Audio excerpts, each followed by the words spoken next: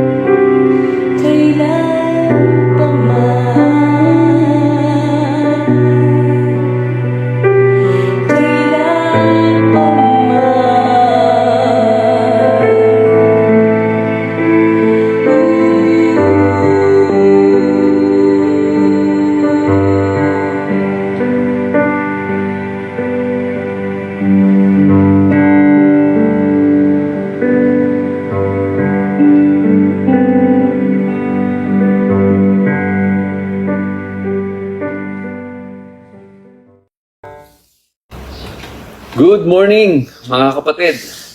Wow! Napakabilis po ng panahon. Ngayon po ay November 1st. So, All Saints Day. At alam ko yung iba sa inyo ay hindi makapunta ng mga sementeryo. Pero pwede naman po nating alalahanin yung mga mahal natin sa buhay kahit na tayo ay nasa ating mga kanya-kanyang mga tahanan. At dalangin ko sa Panginoon, tayo ay kanyang samahan as we celebrate itong All Souls Day or All Saints Day na kung saan inaalala natin yung ating mga mahal sa buhay na namatay. So, samahan po ninyo ako sa isang panalangin at tayo po ay magbubulay-bulay ng kanyang mga salita at patuloy na sasamba sa Panginoon sa umagang ito. Aming Ama na nasa langit, muli mo pong dalisayin ang aming mga puso, ang aming mga isipan, upang ikaw ay aming parangalan, ikaw ay aming papurihan, pasalamatan sa iyong mga kadakilaan sa aming mga buhay. At sa oras na ito, Panginoon, as we celebrate yung pong All Saints Day, Lord, we recognize na yung pong mga mahal namin sa buhay na mayapa ay dalangin po namin, Panginoon, bigyan mo kami ng kaaliwan, kalakasan, at nawa ang buhay nila ay patuloy na magsilbing inspirasyon sa amin, na magpatuloy sa buhay na ito ng may katapatan at mainit na paglilingkod sa inyo. Kaya nga, Panginoon, sa araw na ito, we commit to you this day. Bless us as we meditate upon your word and as we worship you in spirit and in truth. Dalangin ko po, Panginoon, na maghari ka sa aming mga buhay, mag-manifest ang inyong presence sa araw na ito. Panginoon, salamat po sa patuloy mong pag-iingat. Salamat sa patuloy mong biyaya at sa patuloy mong paggabay sa buhay ng bawat isa sa amin. Kaya nga, Lord, we thank you, we bless you, we honor you. In Jesus' name we pray. Amen. So, ngayon po ay first week ng November at isang malaking hamon sa akin ay ano yung napapanahon na mensahe ngayong month ng November. In fact, iniisip ko po kung ano ang kalooban ng Panginoon ngayong panahon na ito. Paano natin lalabanan itong kahirapan? Paano natin lalabanan itong pandemya na ito? Ano ang mga sinasabi ng salita ng Diyos? Lalong-lalo na sa panahon ng mga kahirapan. Ano ang pupwede nating gawin upang labanan ang kahirapan sa ating mga buhay? At, as I meditate upon God's Word, I came to realize na marami pong paradox in the kingdom of God. Halimbawa po, the way to go up is to go down. Magbigay kaysa sa tumanggap.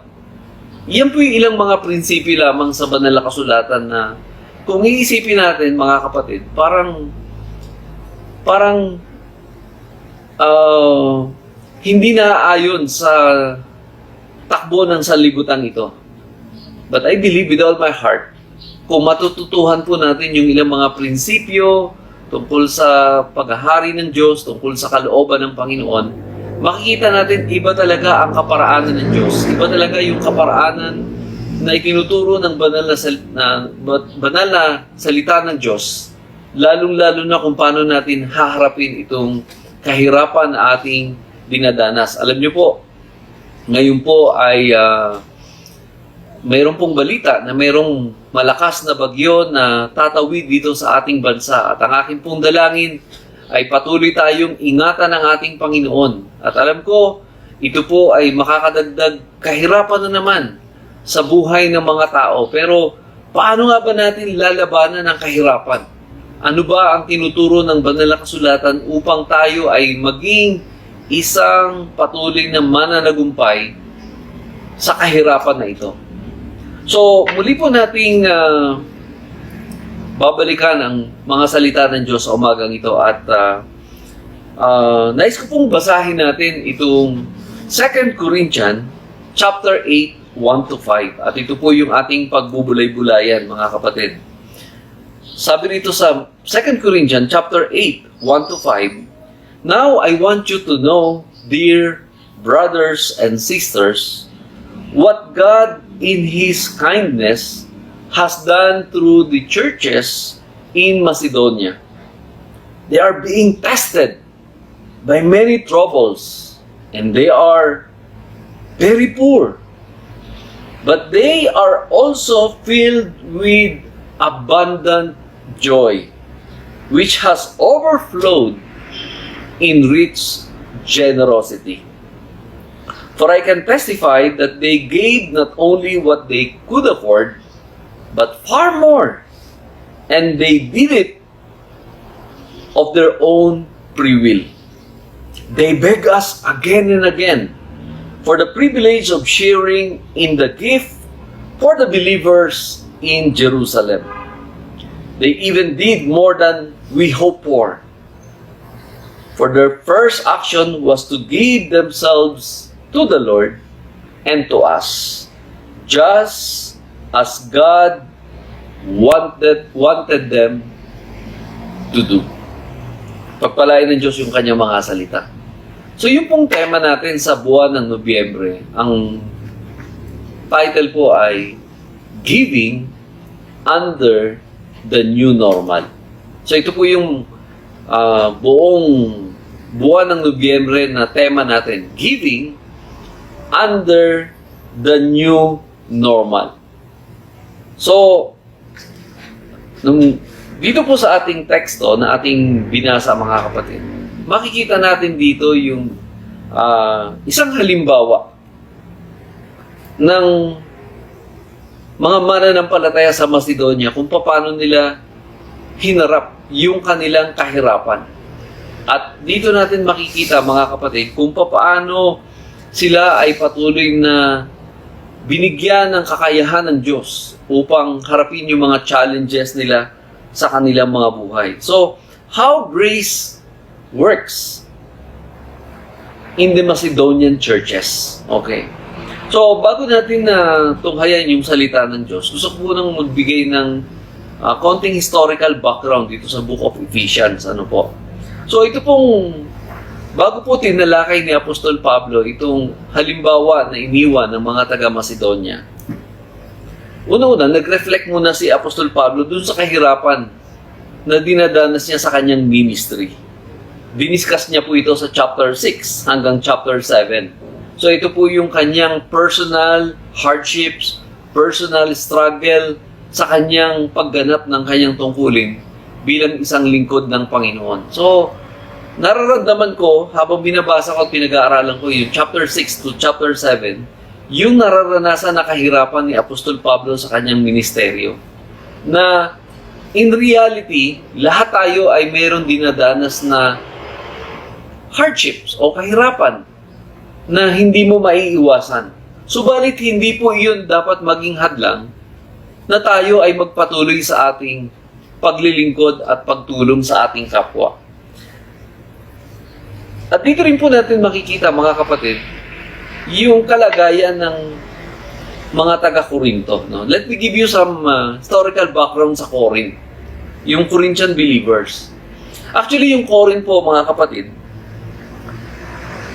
bago itinuro ni Apostol Pablo itong 2 Corinthians chapter 8, meron na po silang nagawang desisyon na magbibigay sila ng kanilang tulong pinansyal doon sa mga kapatiran natin o kapatiran na nasa Jerusalem dahil yung mga believers in Jerusalem are suffering during that time, no? The church in Jerusalem was in serious trouble. Okay. Bakit po they were in serious trouble? Because they were persecuted. The members are being ostracized, arrested, tried, exiled, executed. May mga kapatiran na o may mga mananampalataya sa Jerusalem na talagang nahihirapan dahil sa persecution and execution of their own countrymen. So, marami sa kanila ay naipagkagulo ng kanilang mga kababayan, mga kamag-anak, mga kaibigan dahil sa kanilang pananampalataya. Okay? So, yung pong Jerusalem Church, the Jerusalem Church was greatly affected during this time. At dagdag pa ho natin yung economic problem nila dahil nga po, nung sila'y naging mananampalataya, sila'y na inusig at sila ay na-ostracize ng mga kababayan nila. So, ito po yung naging burden ni Apostol Pablo na tulungan yung mga kapatiran na nagsasuffer doon sa Jerusalem Church. No? Hindi maubos maisip ni Apostol Pablo na itong church in Jerusalem, dito nagsimula yung eklesiya, dito nagsimula yung unang mananampalataya. Kaya hindi po maatim ni Apostol Pablo na walang gagawin upang hindi tulungan itong mga mananampalataya sa Jerusalem. So, subalit, sabi ko nga sa inyo, itong mga taga-Korinto, nagsimula silang magbigay ng tulong sa mga naghihirap na kapatiran sa Jerusalem. Pero ito po ay naantala. Ito po ay na-delay o nagkaroon ng mga hindrances at hindi na naituloy. Kaya nga po si Apostol Pablo, to renew their faithfulness and to encourage them na ipagpatuloy itong sinimulan nilang gawain ito, ginawa po ni Apostol Pablo, muli siyang sumulat sa mga taga-Korinto. At ang ginawa po nga niya, ipinaliwanag ni Apostol Pablo yung naging karanasan ng mga taga-Macedonia. So parang to encourage the believer in Corinth, si Apostol Pablo po ay nagpatotoo tungkol sa karanasan ng mga churches in Macedonia. O yung Macedonian churches na tinatawag. Yung pong Macedonian churches, tatlong lugar po ito, no? Yung pong mga taga-Thessalonica, taga-Berea, at taga-Philippi. Sila po yung mga tinatawag na Macedonian churches. At nagpapatotoo si Apostol Pablo kung paano kumilos yung biyaya ng Diyos sa mga taga-Macedonian churches. So, yung grace ni Lord nag-work sa mga taga-Macedonia. At ito rin po yung patotoo ni Apostol Pablo. Kaya nga dito sa verse 1, mapapansin po natin, ito yung opening statement ni Apostol Pablo. Sabi niya, "Now, I want you to know, dear brothers and sisters, what God in His kindness has done through the churches in Macedonia." Sa New American Standard Version, sabi po, "Now, brethren, we wish to make known to you the grace of God." The grace of God, which has been given in the churches of Macedonia. So, nagpapatotoo si Apostol Pablo kung paano kumilos yung biyaya ng Diyos sa mga taga-Macedonia. So, paano nga ba kumilos ang biyaya ng Diyos sa mga taga-Macedonia? By the way, the word grace, okay?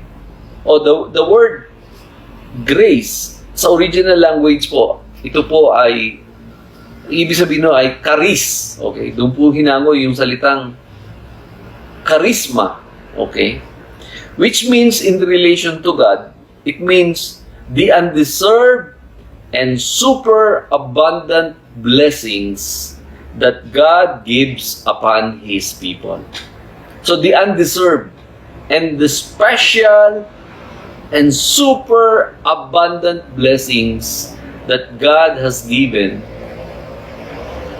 upon His people. So, how God works sa mga taga-Macedonian churches. So, magugulat po kayo mga kapatid kung ano ang ginawa ng biyaya ng Diyos sa kanilang mga buhay. At yun nga po ang ipinapatotoo ni Apostol Pablo sa bagay na ito. So, ano po ba yung kalagayan ng mga taga-Macedonian churches? Ayon dito sa patotoo ni Apostol Pablo na pilit niyang ipinapaliwanag sa mga taga-Korinto kung ano yung naging halimbawa ng Macedonian churches. sabi rito sa ating banal na kasulatan sa verse 2, no? They are tested by many troubles. So even yung Macedonian churches, they were tested by many troubles. So hindi sila naging exempted doon sa mga hardships and troubles na kanilang nararanasan bilang mga mananampalataya. Because of their faith, affected din sila, mga kapatid. They were experiencing hardships and troubles and suffering as well. Sabi nga dito sa New American Standard Version, in great ordeal of affliction. They were also afflicted, brothers and sisters. Tinamaan din sila ng krisis sa kanilang mga buhay. And then sabi pa rito, they are very poor. Ayon sa verse 2. So mahirap lamang din po yung mga churches dito sa Macedonia. Kung meron bang mga maunlad ang kanilang pamumuhay, probably konti lang itong mga tao na may kaya sa kanilang pamumuhay.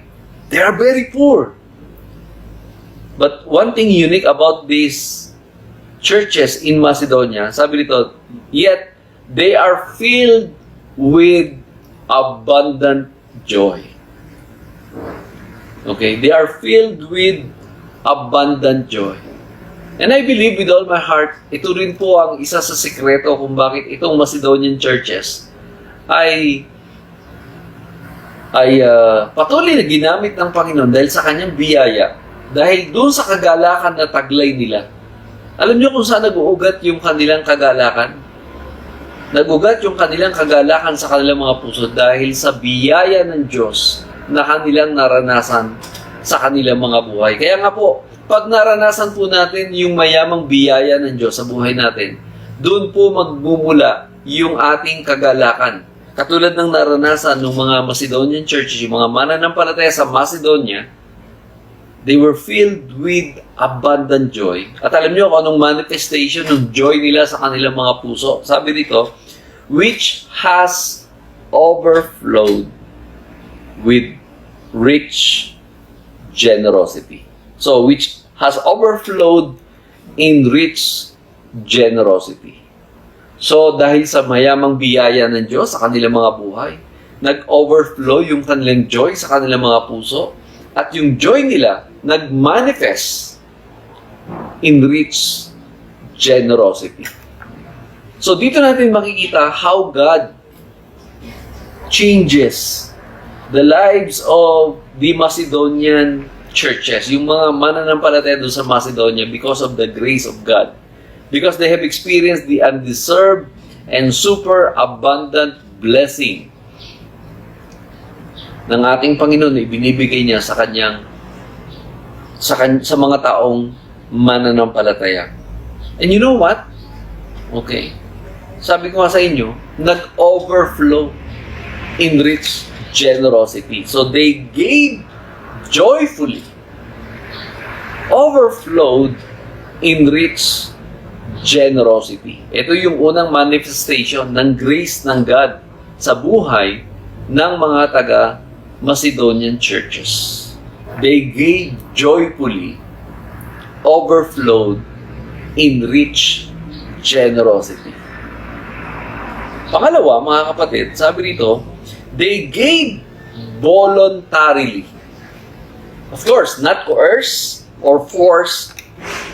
And they gave above and beyond their ability. Yun ang sabi sa verse 3. Okay? So, they gave voluntarily.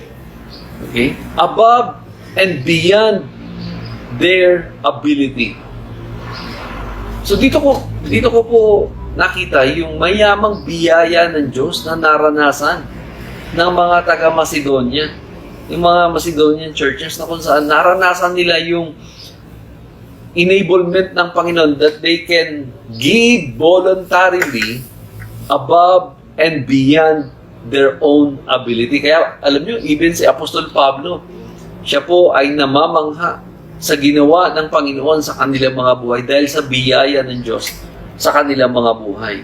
Pangatlo, mga kapatid, They gave persistently. Okay. So una, they gave joyfully. Pangalawa, they gave voluntarily. Pangatlo, they gave persistently. Sabi niya rito, begging us again and again. Meaning to say, talagang sila pa mismo yung very eager to give. Nagpipilit sila na sila din ay gusto nilang magkaroon ng pagkakataon na maging bahagi doon sa pagtulong doon sa mga mananampalataya who are suffering in Jerusalem. Sabi ni Apostol Pablo, they are begging us with much urging. Okay? So makikita natin dito yung intensity, yung kanilang eagerness, yung kanilang determination to share whatever capacity that they are able to give. Ibinigay nila, willing silang mag-support.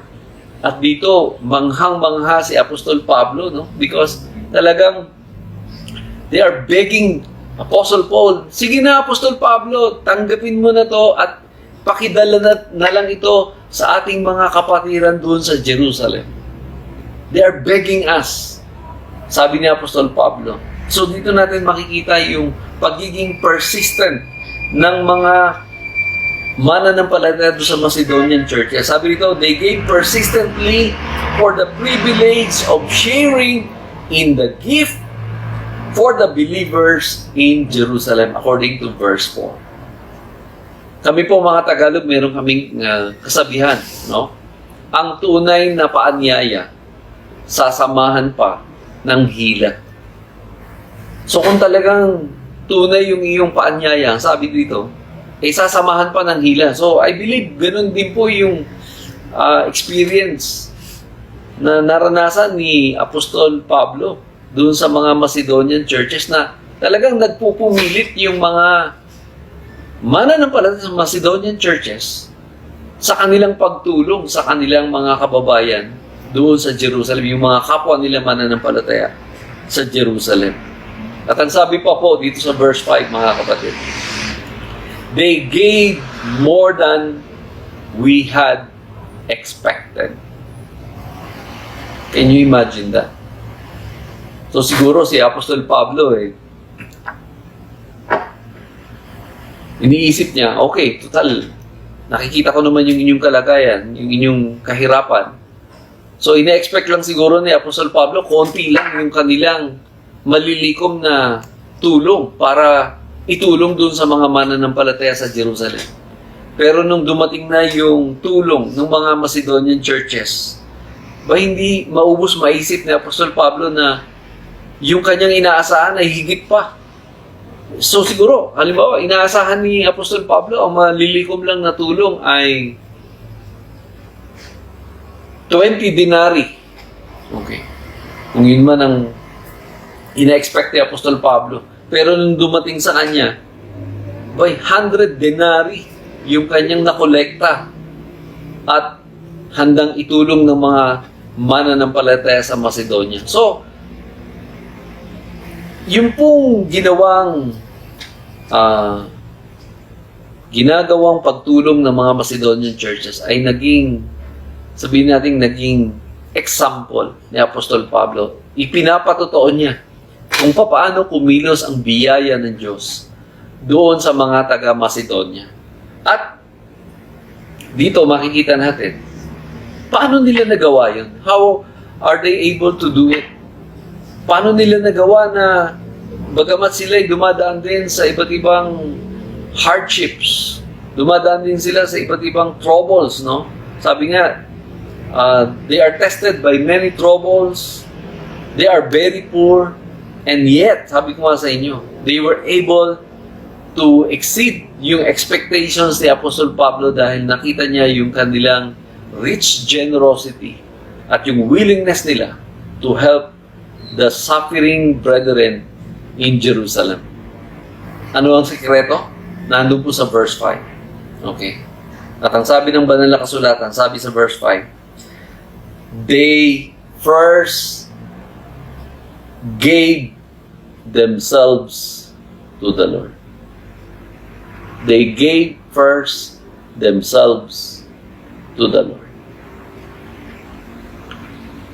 bago nila inihandog yung kanilang mga kaloob, ang una muna nilang inihandog sa Diyos ay yung kanilang mga sarili. Dahil naranasan nila yung mayamang biyaya ng Diyos sa kanilang mga buhay. Dahil naranasan nila yung super abundant blessing ng Diyos sa kanilang mga buhay. Sila'y tumugon, sila'y nag-respond sa Diyos sa pamamagitan na una sa lahat, inialay muna nila ang kanilang sarili sa Diyos, sa ating Panginoon. Yung tinatawag na consecration. They consecrated themselves first unto the Lord. Alam nyo mga kapatid, hindi na po mabigat na tayo ay magbigay o tumulong sa mga taong nangangailangan kung una sa lahat, ibinigay mo muna yung buong buhay mo, buong pagkatao mo, kasama na yung mga ari-arian mo sa Diyos. Inialay muna nila yung kanilang mga sarili sa Panginoon. Kaya nila na kayang ihandog o ibigay yung mga bagay na pwede nilang itulong sa kanilang mga kapatiran na nangangailangan sa Jerusalem. Kaya nga sabi dito, they gave first themselves to the Lord and to us, just God wanted them to do. And that is the secret, mga kapatid. Inialay muna nila yung kanilang sarili sa Panginoon. At dahil doon sa inialay nila yung kanilang sarili sa Panginoon, kaya na nilang ibigay, okay, with joyful heart, yung tulong na dapat nilang ibigay doon sa mga mananampalataya sa Jerusalem. They gave voluntarily. They gave persistently. Okay? And they gave more than we have expected. Yun ang sabi ni Apostol Pablo. They gave abundantly. Okay. More than Apostle Paul had expected from them. Kaya nga, alam nyo, wala pong imposible sa Diyos. Pagka kumilos yung mayamang biyaya ng Panginoon sa buhay ng bawat isang mananampalataya. Dito natin makikita na how God's grace works doon sa mga taga-Macedonian churches. Na kaya nilang gawin yung mga bagay na mukhang imposible dahil sa biyaya ng Diyos. Si Lord din ang nagbigay sa kanila ng enablement, ng capacity to give. But yun nga po ang sikreto nila, una nilang inihandog sa Diyos yung kanilang mga sarili sa Panginoon. At dahil doon, kaya na nilang ihandog ang anumang meron sila na kaya nilang itulong sa kanilang mga kapatiran. So bigla ko pong naalala mga kapatid, yung pong kwento ng ating Panginoon sa Luke 21. Isang araw po ang ating Panginoon Kristo ay nandun sa templo, no? At inoobserbahan po niya yung mga tao na naghahandog dun sa templo. So meron pong mga worshiper, particularly, ang unang dumating yung mga mayayaman. No? Sila yung mga nangunguna doon sa opening box. Okay? So, he watched the rich people dropping their gifts in the collections box. Okay? So, si Lord, nag-o-observe lang siya. Okay? So, nauna yung mga rich people. Nagbigay na sila doon sa collection box. Kasi nga, lagi silang nauna sa linya. Dahil, siyempre, sila yung una. Okay. Sabi sa verse 2, then a poor widow came by and dropped in 2 small coins. So, kung i-contrast natin, probably yung rich man, ang binigay nila papel. Pero yung poor widow, sabi dito, poor widow na, poor na, widow pa. Okay. At ang inihulog niya, 2 small coins. So, nung inihulog niya yung coins, palagi ko tumunog. Tung! Kasi coins lang yung nihulog ng poor widows. Pero pansinin niyo ang winika ng ating Panginoon. Sabi niya, I tell you the truth. Jesus said, this poor widow has given more than all the rest of them. Ulitin ko po, sabi ni Lord, this poor widow has given more than all the rest of them. Ngayon, pinaliwanag ng Lord kung bakit niya sinabi na this poor widow has given more than all the rest of them. Verse 4, sabi niya, for they have given a tiny part of their surplus. So, yung mga rich man daw, o rich people, ang ibinigay lamang nila, a tiny part of their surplus. Okay. Surplus na lang yung ibinigay nila. Okay.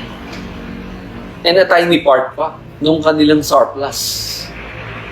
Pero itong poor widow, sabi ng banal na kasulatan, but she, poor as she is, and a widow as she is, has given everything she has.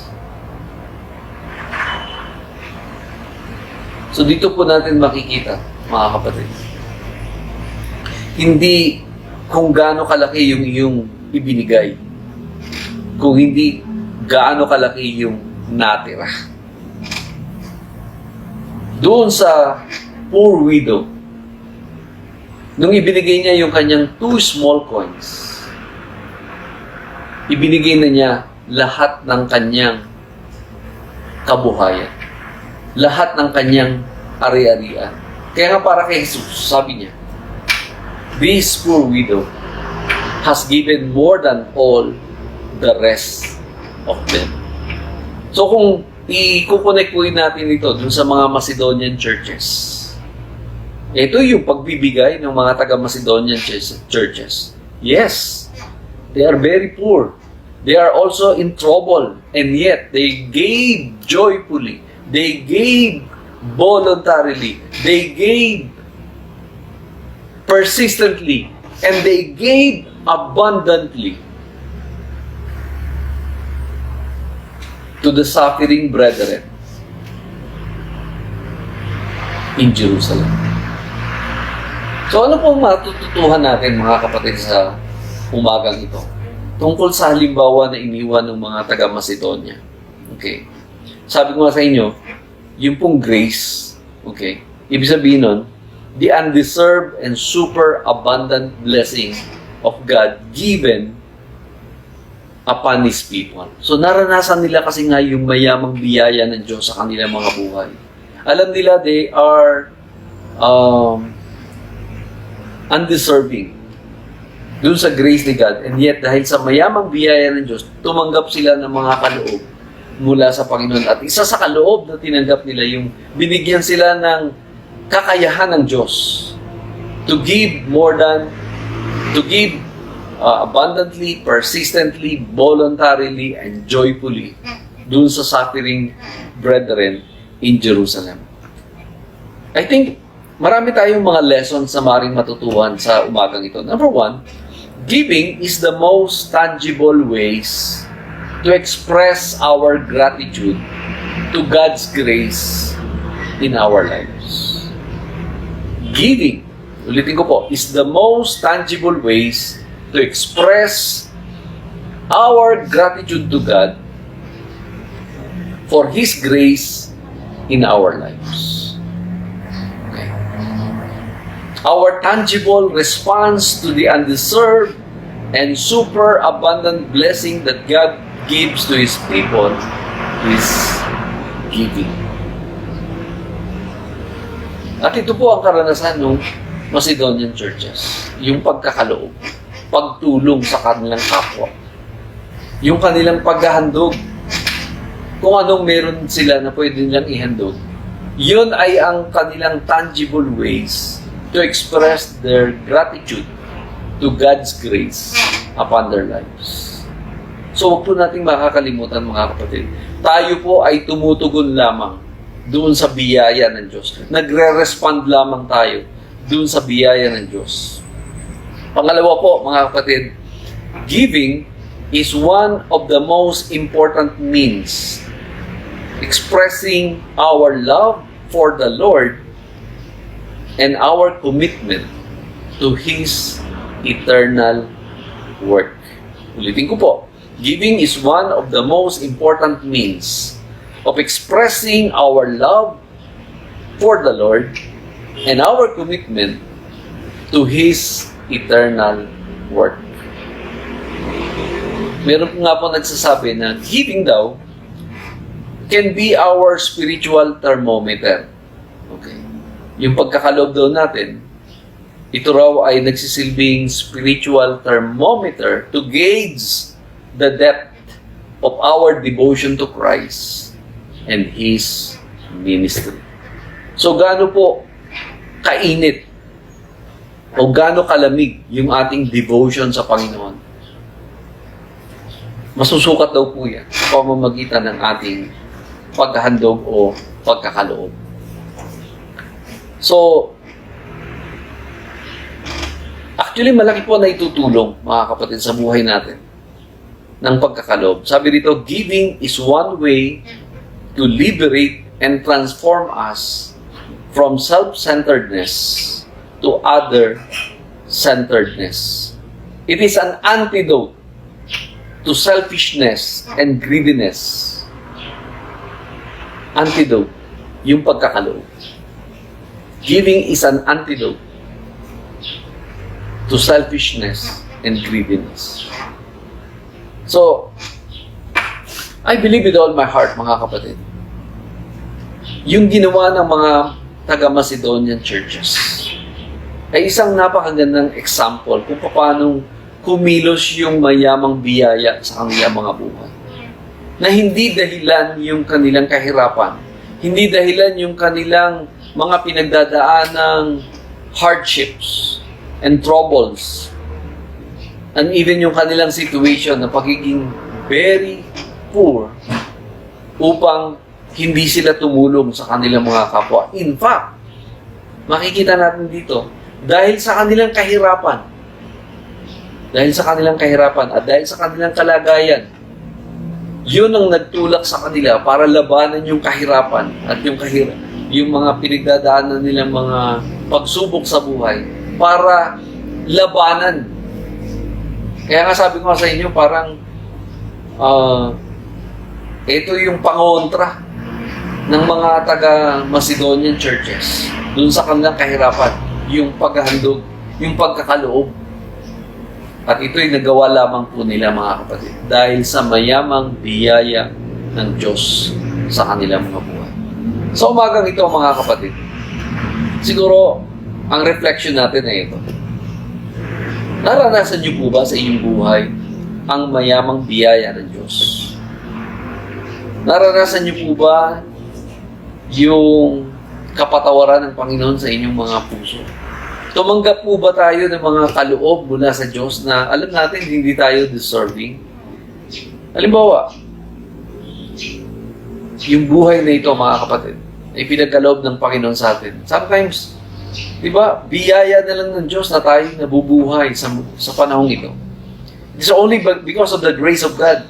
Kaya nga sabi nung sa isang awit, sa book of Acts, sabi rin, in Him we live and move and have our being. In Him we live and move and have our being.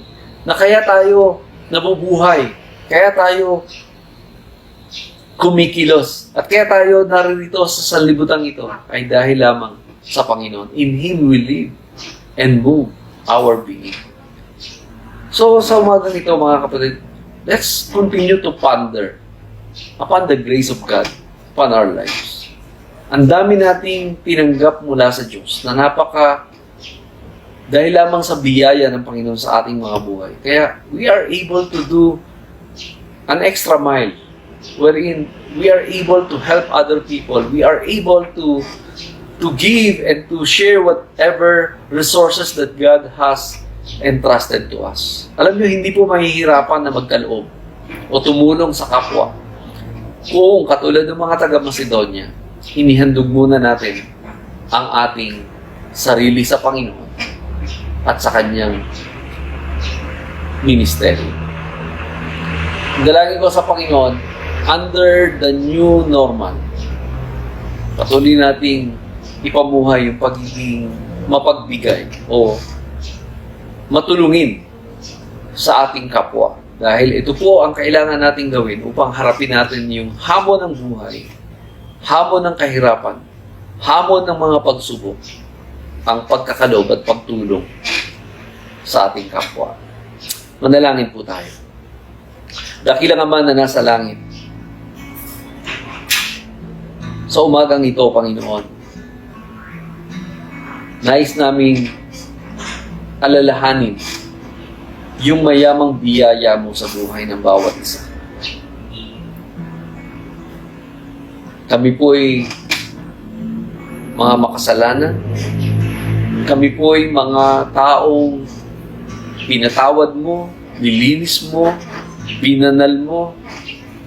Tumanggap kami ng mga bagay na hindi karapat-dapat na para sa amin.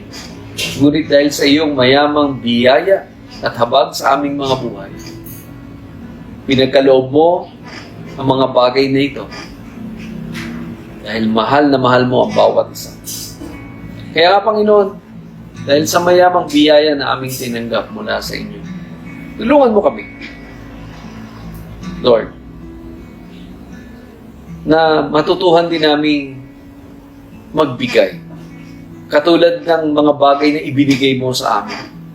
Lord, yung mga bagay na pwede naman ibigay, Lord, galing din naman sa iyo. Ibabalik lang namin sa iyo, Panginoon, at itutulong lang din namin sa aming kapwa. So Lord, whatever resources that we have, ito'y galing din sa inyo, Panginoon. Pinagkatiwala mo lamang sa amin. Kaya nga, Lord, as we give ourselves first unto you, tanggapin mo po ang aming mga handog, ang aming mga kaloob. Nawa itong mga ihahandog namin, Panginoon, ay magsilbing pagpapala sa maraming mga tao na nangangailangan. Kaya nga, Lord, tulungan mo po ang bawat isa. Buksan mo po ang aming mga puso. Buksan mo ang aming mga palad upang kami ay maging katulad ng mga taga-Macedonia na bukas palad na tumutulong doon sa mga nangangailangan, Panginoon. God, ikaw na po ang bahala. Ikaw na po ang kumilos. Ikaw na po ang maghari sa aming mga buhay. Kaya nga, Panginoon, sa umagang ito, pinupuri ka namin, pinapasalamatan ka namin. Tanggapin mo po ang aming mga handog. Tanggapin mo po ang aming mga kaloob. Ito po'y para sa inyo at para sa inyong kaharian. Ito po ang aming dalangin sa pangalan ng inyong anak na si Jesus. Amen. Mga kapatid, nais ko mag-offer ng special prayer sa inyo. Dahil marami sa atin ay may mga karamdaman. Marami sa atin ay nahaharap sa mga matitinding pagsubok. Lalong-lalo na mayroon pong papalapit na bagyo. Tayo pong lahat ay magsama-sama muling dumulog sa Panginoon sa panalangin. Aming Ama, sa pangalan ng inyong anak na si Jesus, dumudulog kami sa iyong trono sa umagang ito. Nagpapakumbaba kami sa inyong harapan. Itinataas namin sa inyo ang aming bansa na dumadanas ng iba't ibang mga pagsubok, ng kahirapan, ng karamdaman. Marami sa aming mga kababayan, marami sa aming mga mahal sa buhay ay may mga karamdaman. Kaya nga po, Diyos, dinadalangin ko ang iyong kagalingan, ang iyong kalakasan, ang iyong supernatural miracle, supernatural healing sa aming mga mahal sa buhay, sa aming mga kababayan na dumadanas ng karamdaman. At dinadalangin din po namin, Panginoon, sa oras na ito, alam namin mayroong papalapit na bagyo. maraming mga kalamidad at sakuna na maaaring dumaan sa aming bansa. Pero isang bagay na po ang natitiyak namin, Lord. You are the God who is in control of everything. Kaya nga, Panginoon, continue to spare us from any disastrous calamities, O God. Dalangin namin, Panginoon, ingatan niyo po ang aking mga kababayan. Ingatan niyo po yung mga taong lubhang nahihirapan. Ilayo mo po sa mga panganib ang kanilang mga buhay. Nawa, Panginoon, bigyan niyo po sila ng wisdom, bigyan niyo po sila ng kakayahan, tulungan mo po sila, Panginoon, kung paano nila maiingatan ang kanilang mga sarili. Kaya nga, Panginoon, nagmamakaawa kami sa iyo. Tulungan mo kami, Panginoon. Have mercy on us. In your anger, O Lord, remember mercy. Have mercy on us. Spare us, O Lord. Kaya nga po sa umagang ito, Panginoon, ingatan niyo po ang bawat isa. Samahan mo kami, Panginoon, sa mga pagsubok na ito. Alam namin, Lord, hindi mo kami iiwan, hindi mo kami pababayaan. Ito po ang aming dalangin. Sa pangalan ng inyong anak na si Jesus, lahat tayo magsabi ng Amen. Magandang umaga po sa inyong lahat at ingatan po kayo ng ating Panginoon Diyos.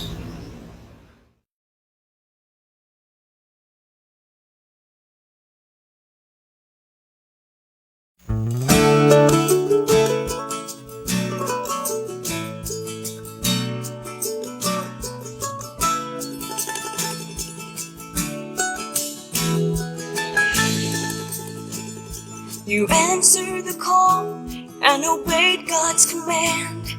He sent you here, we know you're in His hand. Your message from the Word touches our very soul. We've seen your faithfulness and we want you to know. Pastor, we love you.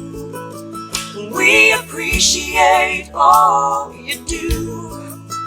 And God sees the sacrifice you've made for Jesus Christ. You pray for the lost, and God leads them to the cross. And we know one day you'll hear your Father say, "My child, well done. My child, well done." In the still quiet place, on your knees in prayer, God sees your tears and hears the burdens you bear. The Lord's by your side, blesses all that you do. Through the good and bad times, He'll see you through. Pastor, we love you. We appreciate all you do. And God sees the sacrifice